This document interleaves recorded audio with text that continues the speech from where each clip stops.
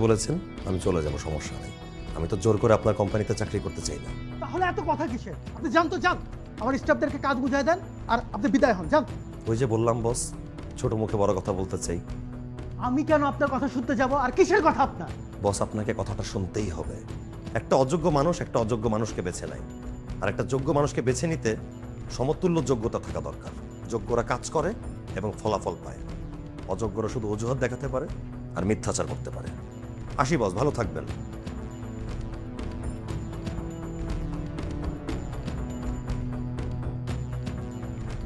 তানিশা, তোকে আমাকে অপমান করে গেল।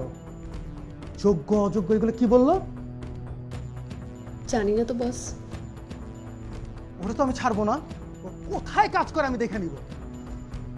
ফাউল চরিত্রহীন একটা লোক, বিয়াদব। তুমি টেনশন করো না,